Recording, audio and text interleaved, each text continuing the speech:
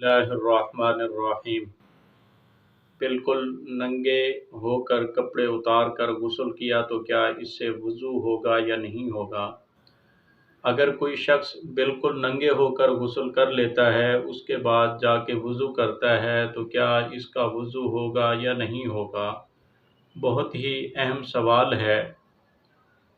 और कपड़े चेंज करने से, कपड़े बदलने से यानी कपड़ों को बदलने से वज़ू होता है या नहीं होता? ये छोटे छोटे मसले हैं जिनमें लोग बड़े कंफ्यूज का शिकार होते हैं और परेशान होते हैं कि आया ये कि हमारा वज़ू भी हुआ या नहीं हुआ, या गुस्ल भी हुआ या नहीं हुआ। तो इस तरह के बहुत सारे अहम सवालात आते रहते हैं। तो इस वीडियो के अंदर मैं आपको मुकम्मल तफसील बताने जा रहा हूँ कि गुस्ल का तरीका क्या है, वज़ू किस तरह गुस्ल के अंदर अगर कर लिया जाए तो क्या वज़ू बाकी रहता है या नहीं रहता, इससे नमाज पढ़ी जा सकती है या नहीं पढ़ी जा सकती। तो आइए मैं आपको बताता हूँ कि कोई शख्स अगर ये काम कर लेता है यानी बिल्कुल नंगा होकर गुस्ल करता है, या गुस्ल का तरीका क्या है और हमें गुस्ल कैसे करना चाहिए, कैसे हमें जो है ऐसा गुस्ल करना चाहिए जिसकी वजह से हमारे वज़ू के ऊपर कोई असर ना पड़े। तो हदीस पाक में आता है, सबसे पहले गुस्ल करने से पहले इस्तिंजा कर लेना चाहिए, और इस्तिंजा करने के बाद जहाँ पर जिस्म के किसी हिस्से में, शर्मगाह में या बैर किसी जगह के ऊपर जहाँ निजासत लगी हो, गंदगी लगी हो, उस जगह को साफ़ कर लेना चाहिए, धो लेना चाहिए पानी के साथ। और उसके बाद हाथों को अच्छे तरीके से धो लेना चाहिए इस्तिंजा करने के बाद, और पाक निजासत को साफ़ करने के बाद।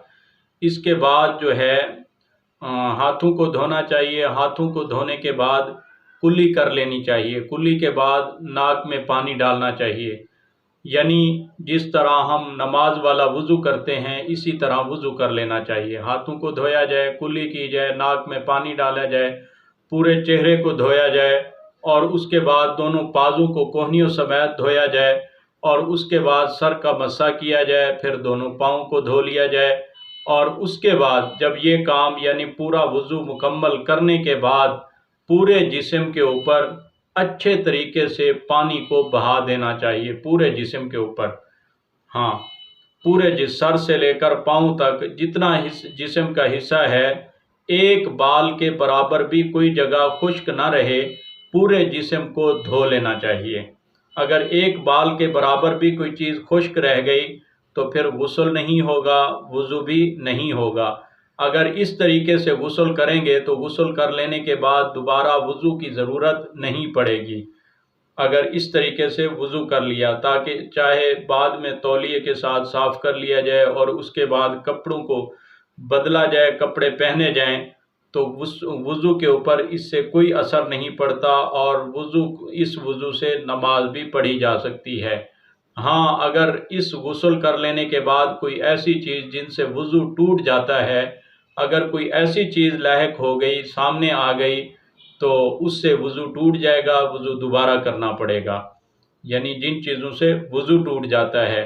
बाकी कपड़े बदलने से और कपड़ों को दोबारा पहनने से कोई वज़ू के ऊपर कोई असर नहीं पड़ता, नमाज पढ़ी जा सकती है।